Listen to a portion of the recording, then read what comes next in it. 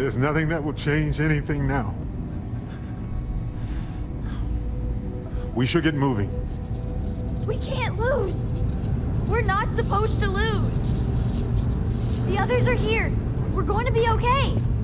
Oh, thank the stars beyond. I really messed up on this one, friend. Usually the last guy to get outdrawn. Heard someone shout that a ship was docked with the station. We were all geared up, but there was no one there. Poor Vlad got the first swing. Knocked him back into some of the computers. Lights out. That Starborn just appeared. It's kind of all a blur after that. I don't think I'm gonna be moving around too much for a bit. But I'll be all right. He came out of nowhere. I don't think I can move right away. But I'll make it. Go on.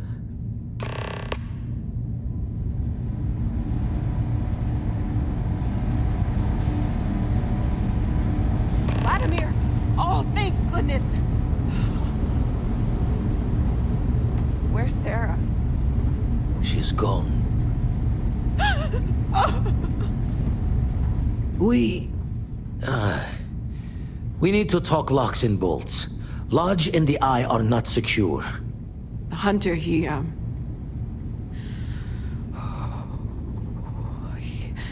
probably found us because we're somewhere obvious. High-populated area, just like how the Starborn found you orbiting Neon the first time. But the fact that they're competing with us to find the artifacts means they can't get them without searching. So we put the artifacts somewhere in the fringe, or on something that can slip from their grasp if they do another strike from the curtain. They could come after us, though. Try to find out where we put them. Need to take the risk. The Eye, the equipment in the lodge, not easily moved. Gotta hope whatever is giving the Hunter pause applies to the whole. Just need to make another direct hit less the jackpot. Here, keep the artifacts safe. I guess we'll meet back at the lodge after.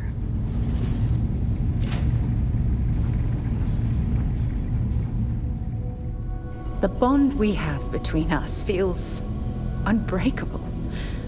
It's like nothing else I've ever experienced in my life.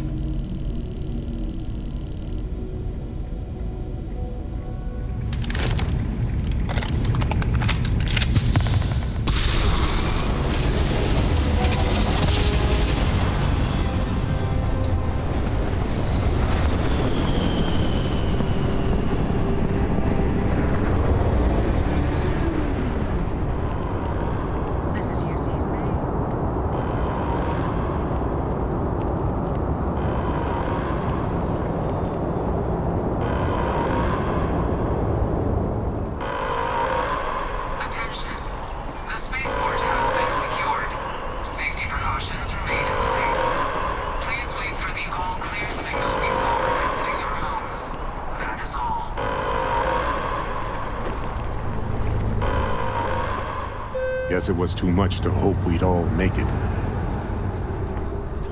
I know. Look, we all feel like we've been kicked into the ground a million times over, but I think I have something. I'm serious. If I may, I know our encounter with the Hunter is the last thing anyone wants to talk about right now, but he said something that I can't get out of my mind. Unity. The thing is, I've heard that word before. It's an important concept in Keeper Aquilus' speeches. The priest? Is the Sanctum Universum going to bless our little crusade of discovery? It can't be a coincidence. The Sanctum has always believed that answers are out there in the stars. Look, I know it's the longest of shots and the biggest leap of faith I could ever ask us all to take, but why not talk to him? I don't mind taking a detour to gather data. Only thing we'd lose is time, really. Thank you. I know it's not much to go on, but something about this feels right. I'll meet you over there.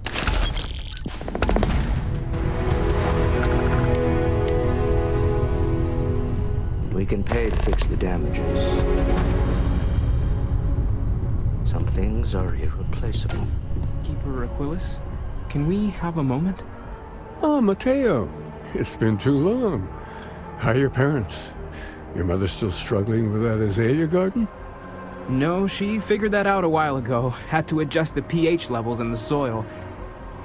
But, Keeper, I didn't come to catch up. Oh. Well, what's on both your minds? Keeper, when you talk about unity, well, does it mean anything else? Something secret? Perhaps we should talk about this inside.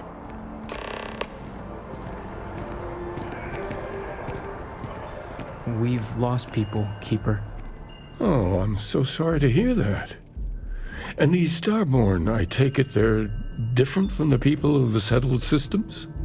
There have always been mysteries that seem to defy our understanding of the universe, beyond rational thought.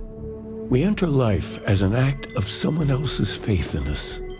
There's no way of knowing who we will become, and yet the risk is made anyway. So you've pushed into the unknown, not knowing where it would take you. And it's brought you here. And I think I can help. If you're willing to find your way in the dark for a bit longer, I can give you a path to discovering its meaning. There's an old story, far older than the Sanctum Universum, of someone who walked the settled systems and saw every corner of it. This pilgrim claimed he found the true meaning of unity. I always thought of it as just a parable for trying to bring humanity together, but maybe it's more.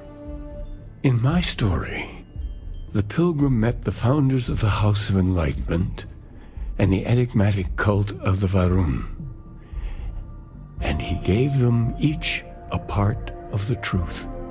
Then he goes to his final resting place to live out the rest of his days in contemplation of infinitum addendum, his addition or contribution to the infinite.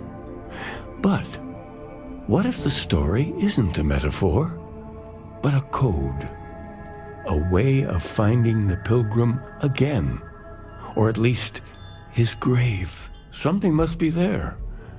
I just can't put my finger on it. Maybe the answer will become clear when we have more. The House of Enlightenment and Varun have versions of this story. The Enlightened work out of the well here in New Atlantis, helping the poorest citizens find a better life for themselves. Varun worshippers are more enigmatic, but there is a lone zealot that was captured recently for attacking UC ships. I visited her a couple of times. Hopefully she'll be willing to talk to you as well. I'll stay here with the Keeper. We need to catch up. And I wouldn't mind asking him a few more questions.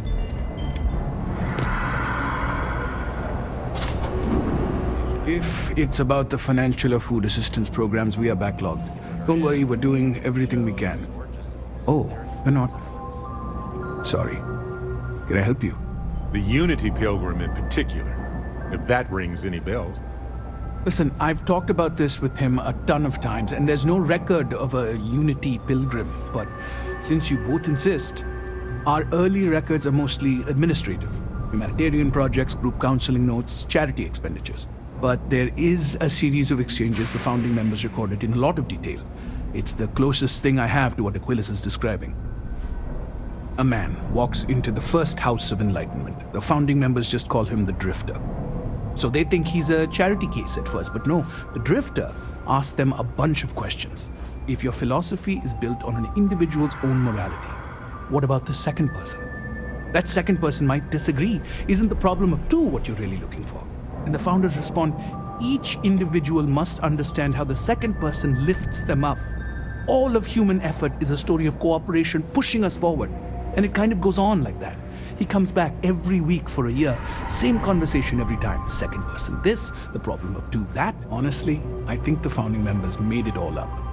There was a little more hesitation being openly atheist in the early days. I think they were experimenting with writing their own scripture. Fortunately, that got abandoned pretty quick. After the records of the Drifter end, you never see anything like it again. Sorry, I couldn't be of more help, but that's about all I've got. Hope you find what you're looking for.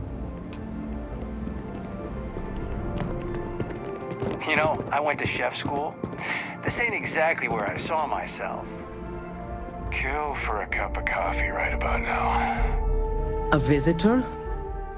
I have all the company I need. He knows not the truth. He sends another to ask more incessant questions. He sent both of us to ask more incessant questions, actually. The Great Serpent waits in the shadows. He will entwine the universe, and all but the faithful will be made as dust. That is the truth. No more, no less. You don't need to tell us. We just figured it would be better to ask you directly than to take a second-hand account of your words. Yes, I have spoken to your keeper about this. I will tell you what I told him, and then you will leave me. Jinan Varun meets the unbeliever. He gives false prophecy to Jinan. But such is Jinan's conviction in the Great Serpent, he does not hesitate. He cuts the unbeliever down. But the unbeliever returns. Jinan realizes the Great Serpent is testing him, and he will not be found wanting. 4 times they fight. Over 120 rotations of the planet they are on. Remember these 4 battles, Jinan, the unbeliever says. Remember these 120 rotations. But Jinan knows this is blasphemy, and delivers the killing blow. That is all. Leave me. Well, you're back. What did you learn? Was there something hidden in their stories, like we thought? Planets are often named by number. That second might mean the second planet in the system. If there really is a location the Pilgrim wanted us to find, those do sound awfully like coordinates. If we're looking for his resting place, we'd need to know the name of the star system, wouldn't we? Let's see. We have something that could be coordinates. Something that could point to a planet in the system. But what's the name of the system? Infinitum Addendum. That's it. The second planet in Indum. At 4 and 120. That's where you'll find the Pilgrim's resting place. And from there, maybe you'll find the true meaning of unity.